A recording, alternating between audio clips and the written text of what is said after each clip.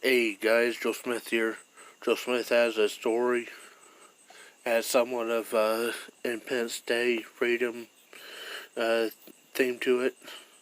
Um, Many of you maybe never heard of this story, or might have heard of something or other happening in regards to it, but uh, don't know the whole details.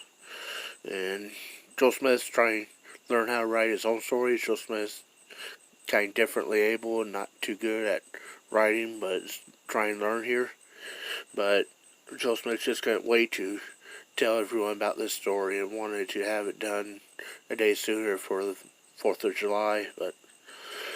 Um, but Joe Smith took some of this off Wikipedia.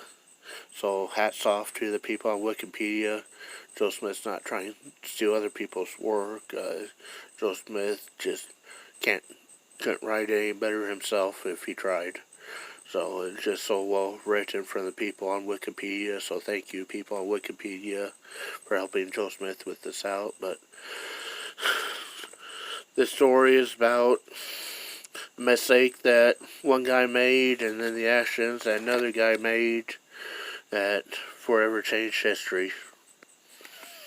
Uh, Harold Yeager was a gate security guard, and after being left with no other options, uh, after calling superior officers or superiors up, um, just finally gave up and kind of walked off his post, basically.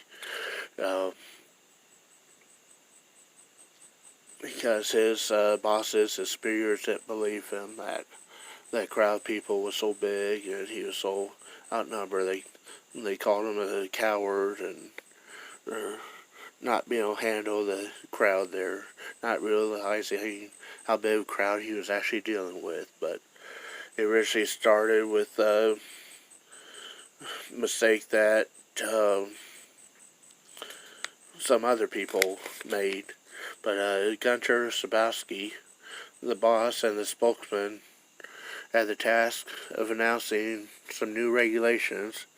However, he had not been involved in the discussions about the new regulations and not been fully updated.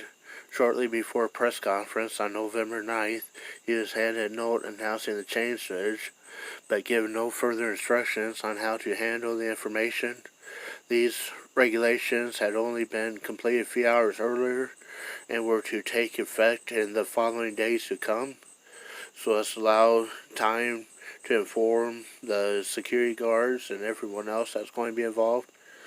But the starting time delay was not communicated to Shabowski. The people that wrote the press conference material for Shabowski to read didn't communicate properly to him, and that proved to be a huge mistake here. But at the end of the press conference, Shabowski read out loud the note he had been given. One of the reporters asked when the regulations would take effect. After a few seconds hesitation, Shabowski assumed it would be the same day based on the wording of the note and replied, "As far as I know, it takes effect immediately without delay." Excerpts from Shabowski's press conference were the lead story on two main news channels or news programs at night. After hearing the broadcast, swarms of people began gathering at the gates, at the 6 different gates, demanding that the security guards immediately open the gates and let them in. The surprised and overwhelmed guards made hectic telephone calls to their supervisors about the problem. However, their supervisor just laughed at them and told them it can't be that serious, deal with it yourself. It soon became clear that no one among the authorities would take personal responsibility, so the vastly outnumbered security guards or gate guards had no way to hold back the huge crowds of people that just continued to grow. Finally, at 10:45 p.m., Harold Yeager, the commander of the Bornholmer Strasse border crossing, yielded and opened the gates, allowing for the guards to open the checkpoints and allow people through with little or no identity checking. As the people swarmed through, they were greeted on the other side with other people waiting with flowers and champagne and wildly rejoicing. Soon afterward, a crowd jumped on top of the wall, or a crowd of people from both sides jumped on top of the wall. Harold Yeager radioed to Checkpoint Delta and Checkpoint Bravo, and most famous of all, Checkpoint Charlie, and told everyone else to open the gates and let them through freely too.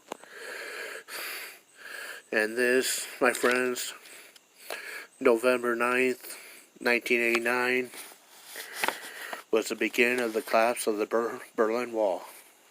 And now, my friends, you know the rest of the story.